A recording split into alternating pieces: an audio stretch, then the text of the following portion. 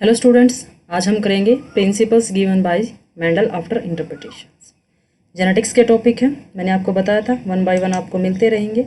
तो आज हम करेंगे प्रिंसिपल्स क्या दिए थे उन्होंने अब इंटरप्रिटेशंस के बाद। Interpretations of the Mendel's results, interpretations क्या थे। We have now laid most of the basis for the interpreting Mendel results. कुछ इंटरप्रिटेशंस के बाद मेंडल्स ने रिजल्ट्स दिए, प्रिंसिपल्स दिए। वो प्रिंसिपल्स क्या थे। First one is the principle of dominance, second one is the principle of segregation और purity of gametes, third one is the principle of independent assortments. Law of dominance को आजकल principles नहीं माना जाता है, लॉ ऑफ डोमिनेंस या principle of dominance, क्योंकि एक कोडोमिनेंस और इनकम्प्लीट डोमिनेंस आ चुका है, उसके एग्जाम्पल्स देखे जा चुके हैं। तो प्रिंसिपल्स में कोई एक्सेप्शंस नहीं होते, लेकिन डोमिनेंस के एक्सेप्शंस देखे गए हैं, तो इसको नहीं माना जाता। लेकिन अब तक इसको काउंट किया जा रहा है कि प्रिंसिपल ऑफ डोमिनेंस में जब भी कहा जाता है तो 3 आते हैं, principles of dominance, principal of segregation and principal of independent assortment. अब हम इसको 1 बाय 1 पढ़ते हैं, क्या क्या है इसके अंदर। First one is the principle of dominance. According to the law of dominance, when an organism is heterogenous for a trait, it express only the dominant allele. In other words, the dominant trait always masks the recessive trait. क्या कहा है, एक examples देखते हैं next slide के अंदर।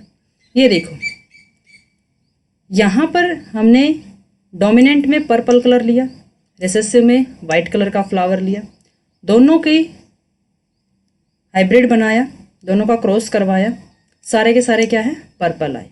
अगर हम इसकी जीनोटाइप्स देखते हैं तो capital P, small p and small p। जब हाइब्रिड्स बनते हैं तो क्या बनेगा, capital P and small p। यहाँ ये होती है हेट्रोजाइगस कंडीशंस। यहाँ पर डोमिनेंट एलील भी है, रिसेसिव एलील भी है। रिसेसिव अपने आप को एक्सप्रेस नहीं कर पा रहा है क्योंकि यहाँ पर डोमिनेंट एलील ने उसको मास्क कर दिया है, उसको कवर अप कर दिया है, उसका जो फिनोटाइप एक्सप्रेस होना था उसको उसने प्रेस कर दिया, इसीलिए क्या है, वो रिसेसिव है। तो ये होता है लॉ ऑफ डोमिनेंस। यही कहा है कि हेट्रोजाइगस कंडीशंस के अंदर क्या करती हैं, डोमिनेंट ट्रेट्स अपने आप को एक्सप्रेस करती हैं और रिसेसिव वन एक्सप्रेस नहीं कर पाती। What this means, one allele is dominant over the other allele. इसका मतलब क्या है कि एक एलील दूसरे के ऊपर क्या है, डोमिनेंसी शो करता है।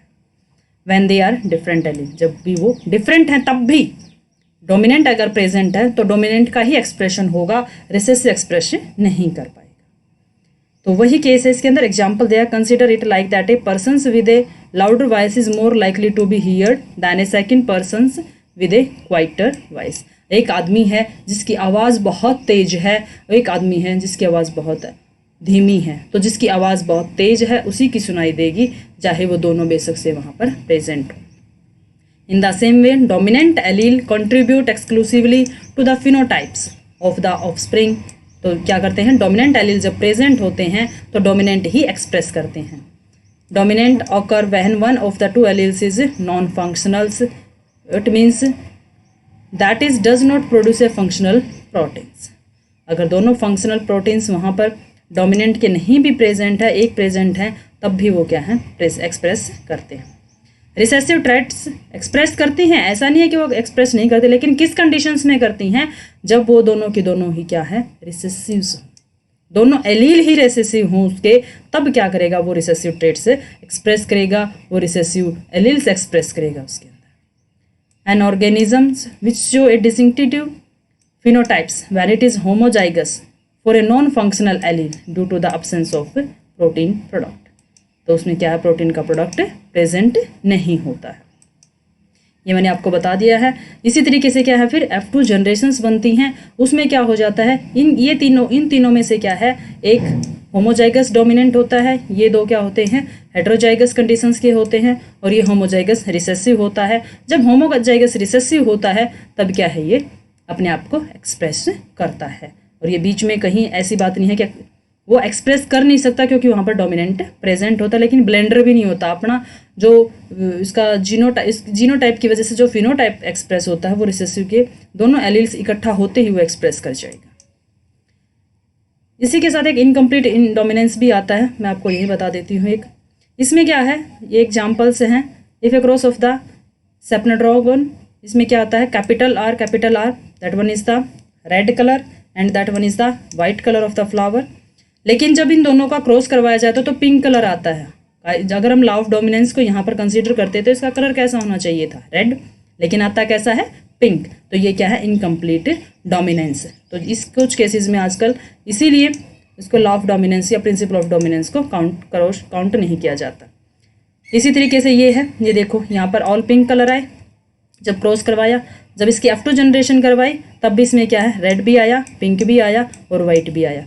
जो हेट्रोजाइगस कंडीशंस थी वहाँ पर क्या है, पिंक कलर आया। मतलब कुछ रेशियो रेड कलर का आता है और कुछ रेशियो वाइट कलर का आता है और वो एक पिंक कलर फॉर्मेशन करते हैं। तो ये क्या है, incomplete assortment, incomplete dominance. Otherwise अगर लॉ ऑफ डोमिनेंस होता तो इसका रेशियो 3:1 आता। ये तीनों के तीनों क्या होते, डोमिनेंसी शो करते। तो ये इसमें कुछ incomplete dominance. Next one is the law of segregation. Law of segregation is the second law of inheritance. This law explains that the pair of alleles segregate from each other during meiosis और cell division. जब gametes formations होते हैं तो हमने कहा था कि double set of chromosome से one set of chromosome and second set of chromosome difference हो जाते हैं। मियोसिस है, एक एक सेट ऑफ क्रोमोसोम एक एक सेल के पास चला जाता है। जो गैमेट्स होते हैं उन गैमेट्स के अंदर क्या है, ये सिंगल सेट ऑफ क्रोमोसोम होता है और सिंगल ही क्या है, फिर वो एलील होता है। लेकिन जब जाइगोट की फॉर्मेशन होती है तब ये दोनों क्या है, फिर से मिल जाते हैं। तो तब जाकर दोबारा क्या है, ये भी डबल सेट ऑफ क्रोमोसोम और डबल एलील्स उसके अंदर होता है। तो लॉ ऑफ सेग्रीगेशन क्या है कि जब मियोसिस होती है, जब गैमेट्स की फॉर्मेशन होती है रिप्रोडक्टिव पार्ट्स के अंदर, गोनैड्स के अंदर, तब क्या है, जो एलील्स होते हैं वो क्या है, सेग्रीगेट हो जाते हैं। In monohybrid cross, both the alleles are expressed in the F2 generations without any blending. F2 generations जैसे हमने पढ़ी थी लास्ट क्रॉसेस के अंदर। ये देखो हमने F2 जनरेशन की, यहाँ तक हमारे पास क्या था, डोमिनेंसी के अकॉर्डिंग क्या था, पर्पल कलर था। लेकिन यहाँ पर व्हाइट कलर आया F2 जनरेशन के अंदर, क्योंकि दोनों के दोनों जीन्स क्या आ गए हैं, एलील्स क्या आ गए हैं यहाँ पर, रिसेसिव, और ये क्या है, अपने आप को एक्सप्रेस करते हैं। ब्लेंडिंग नहीं हुआ है, कहीं मिक्सिंग नहीं हुआ है। इस तरीके से क्या है, वो F2 जनरेशन के अपने आप शो करते हैं। The law of segregation is based on the fact that each gamete contain only one allele. तो इस बात के ऊपर डिपेंड करता है, इस बात को कंसीडर किया जाता है कि हर एक गैमेट्स के पास वन एलील प्रेजेंट होता है, क्योंकि उसके पास वन सेट ऑफ क्रोमोसोम होता है। This law is based on the 4 concepts, 4 concepts पे बेसिस है। A gene exist in more than one form of an allele. एक जीन जो प्रेजेंट होता है उसकी एक से ज़्यादा फॉर्म्स भी हो सकती हैं, जिसको हमने एलील कहा था, वो 2 हमने कहा था अल्टरनेट होती हैं, कुछ केसेस के अंदर एक से ज़्यादा भी होती हैं। When gametes are produced by meiosis the allele pair separate. यह भी हमने कहा मियोसिस में सिंगल सेट ऑफ क्रोमोसोम्स के साथ हैप्लॉइड गैमेट्स फॉर्मेशन होती हैं। Each living gametes with a single allele, तो उसके पास क्या है, सिंगल एलील आता है। Each organism inherit 2 alleles for each trait.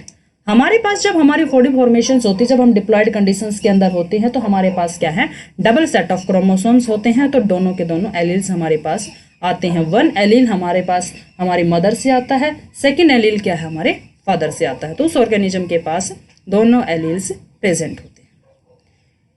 2 alleles of a pair are different, अलग अलग होते हैं। That is one dominant and one recessive. ये रेशियो प्रेजेंट होता है। नॉर्मल केस में अगर हम बात करते हैं तो एक एलील की 2 ही फॉर्म होती हैं, या तो डोमिनेंट होती है या फिर क्या है, रिसेसिव होती है। लेकिन अगर जब वो गैमेट्स की जाइगोट की फॉर्मेशन होती है तो उसमें कोई भी केस हो सकता है, चाहे वो दोनों के दोनों कैपिटल भी हो सकते हैं, क्योंकि वो एक पॉसिबिलिटी का रेशियो है। उसमें एक कैपिटल और एक रिसेसिव भी हो सकता है, दोनों के दोनों रिसेसिव भी हो सकते हैं। ये पॉसिबिलिटी है कि उसके पास मदर और फादर से कौन से एलील प्रेजेंट होते हैं, लेकिन उसकी 2 ही फॉर्म्स होती हैं ज़्यादातर, एक डोमिनेंट और एक रिसेसिव। ये देखो, ये कहा हमने फीमेल का जीनोटाइप ये था, capital T and small T, heterozygous conditions थी। मेल का भी ऐसा ही था, capital T and small T, heterozygous conditions थी। जब गैमेट्स की फॉर्मेशन हुई, यहाँ पर जो स्पर्म्स हैं वो क्या है, कैपिटल टी का है और स्मॉल टी का है। इसी तरीके से फीमेल में जो एग्स हैं कैपिटल टी है, स्मॉल टी है। यह पॉसिबिलिटी बताई हैं, इतनी हो सकती हैं इसमें। ये दोनों अगर इसका गैमेट्स ये आया और इसका एग ये आया तो ये पॉसिबिलिटी होगी, इस गैमेट्स की इसके साथ ये पॉसिबिलिटी होगी, इस गैमेट्स की इसके साथ ये और इसकी। तो इसके रेशियोज क्या बनते हैं, पॉसिबिलिटीज़ क्या हैं, डिफरेंस हो सकती हैं। तो ये इसमें 3:4 आता है कि क्योंकि ये डोमिनेंसी है। ये रिसेसिव में जब दोनों एलील रिसेसिव होते हैं तभी क्या है वो अपने आप को एक्सप्रेस कर पाते हैं। लेकिन ऐसा नहीं है कि इस बीच में ये एक्सप्रेस नहीं कर पा रहे हैं तो ये ब्लेंड हो गए हैं, इन्होंने अपना फिनोटाइप एक्सप्रेस करना ही बंद कर दिया है, ऐसा नहीं है। जब भी ये रिसेसिव कंडीशंस में आते हैं तभी क्या है ये अपने आप को एक्सप्रेस करना स्टार्ट कर देते हैं। Third one is the law of independent assortment. Law of independent assortment में यही बात है जो हमने अभी बताई। This law describe the random inheritance of the gene from maternal and the paternal sources. ये हमने कहा है, one pair of set of chromosomes हमारे पास पेरेंट्स से, मैटरनल पेरेंट्स से आता है और दूसरा पैटर्नल से आता है, एक मदर से और एक फादर से। लॉ ऑफ सेग्रीगेशंस के अकॉर्डिंग हमने क्या कहा, each chromosome is separated from its homologous और counterparts during meiosis. Meiosis में क्या है, होमोलोगस क्रोमोसोम्स डिफरेंस हो जाते हैं, गैमेट्स की फॉर्मेशन होती है, single set of chromosomes gametes की फॉर्मेशंस में हेल्प करते हैं। As such the maternal and the paternal chromosomes from your parents are independent assorted, meaning that chromosomes from the same species do not have to end up in the same gametes। एक ही gametes के अंदर एक जैसी चीज़ें नहीं आती हैं, सभी में डिफरेंस होता है और वो ब्लेंडिंग नहीं करती हैं। For instance one gametes can and up with the all maternal chromosomes. एक गैमेट्स के पास सारे के सारे क्या है, मैटरनल क्रोमोसोम्स हैं, while other can have a mixing of both maternal and the paternal chromosomes। This also means that genes on these chromosomes are independently assorted। जो gametes formations होते हैं उसमें क्या है, single set of chromosomes difference हो जाते हैं, अलग अलग हो जाते हैं। आगे जब भी जाते हैं वो रैंडमली जाते हैं, उसमें कोई ये श्योर नहीं होता कि ये चीज़ें जाएंगी या फिर ये चीज़ें जाएंगी। गैमेट्स में कोई भी जा सकता है। Law of independent assortments create a large amount of variety based on different combination of genes which have not precisely occurred. तो नंबर ऑफ क्रोमोसोम्स क्या है, पॉसिबिलिटीज़ बहुत ज़्यादा होते हैं, ये अलग अलग होता है। कॉम्बिनेशंस क्या हैं जीन्स के, बहुत ज़्यादा होते हैं। Genes can not be assorted completely randomly. Genes हमेशा रैंडमली होते हैं ऐसा ज़रूरी नहीं है। कुछ केसेस के अंदर वो क्या है, लिंक भी होते हैं कि वो जीन्स, जैसे ये क्रोमोसोम है, ये जीन इस जीन के साथ ही जाएगा, ये दोनों क्या हैं, फिर लिंक्ड जीन हो जाते हैं। अदरवाइज हो सकता है इसका कुछ पार्ट ऑफ क्रोमोसोम कुछ जीन्स इसके चले जाएं, कुछ जीन दूसरे क्रोमोसोम के होमोलोगस पेयर दूसरा जो है उसके चले जाएं, लेकिन जाएंगे सिर्फ होमोलोगस पेयर के। ऐसा नहीं है कि थर्ड वन का पेयर है और फोर्थ वन के क्रोमोसोम जीन्स उसके साथ हैं, ऐसा नहीं जाता। थर्ड वन के जीन्स थर्ड वन के होमोलोगस पेयर के साथ ही जाते हैं। लेकिन जो रैंडमली कम्प्लीटली असॉर्ट नहीं होते हैं तो वो क्या होते हैं, लिंक्ड जीन्स होते हैं। और jeans which share the same chromosomes, वो हमेशा उसी क्रोमोसोम पर वहीं मिलेंगे और इकट्ठा मिलेंगे। However, the process of crossing over during the meiosis ensure that even these genes rearranged। Crossing over का एक कंडीशन होता है होमोलोगस पेयर्स में, यहाँ के जीन्स इसके साथ कुछ एक के साथ एक्सचेंज कर जाते हैं, वो क्या होती है, क्रॉसिंग ओवर होती है, तो उसमें क्या है, रीअरेंज हो सकते हैं। लेकिन लिंक्ड जीन्स में क्रॉसिंग ओवर भी इतना काम नहीं करता है। During crossing over homologous parts of maternal and the paternal chromosomes can be exchanged. हो सकता है एक पेरेंट्स हमारे पास क्या है, एक मैटरनल की तरफ से आया है, एक पैटर्नल की तरफ से आया है, ये दोनों क्या है, होमोलोगस पेयर है, तो इसका कुछ पार्ट इसके साथ एक्सचेंज हो सकता है, इसका कुछ पार्ट इसके साथ एक्सचेंज हो सकता है। ये क्रॉसिंग ओवर की कंडीशन से जब मियोसिस होती है, जब इस ऑर्गेनिज्म के गैमेट्स की फॉर्मेशन होती है, जिसका ये जीनोटाइप है।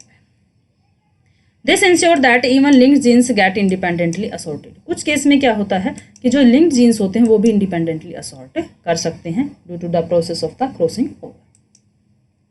ये देखो मियोसिस है, capital R small R, capital Y small Y, heterozygous conditions है, यही कंडीशंस इसके अंदर है।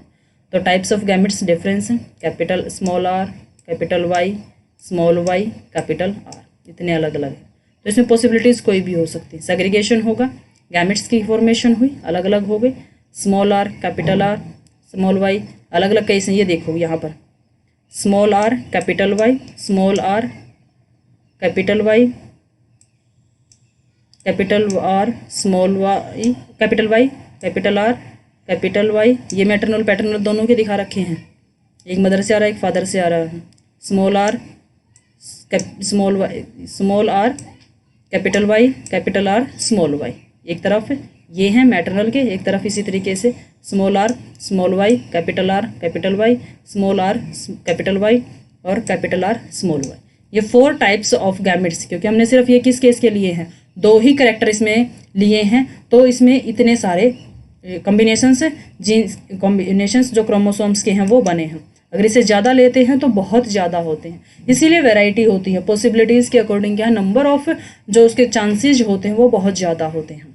तो इंडिपेंडेंटली असॉर्ट हैं, सभी के सभी क्या है अपनी अकॉर्डिंगली क्या है जा सकते हैं, कोई किसी के साथ और कोई जैसे स्मॉल आर कैपिटल वाई के साथ भी जा सकता है, स्मॉल आर स्मॉल वाई के साथ भी जा सकता है, कैपिटल आर स्मॉल वाई के साथ भी जा सकता है, स्मॉल आर कैपिटल वाई के साथ भी जा सकता है।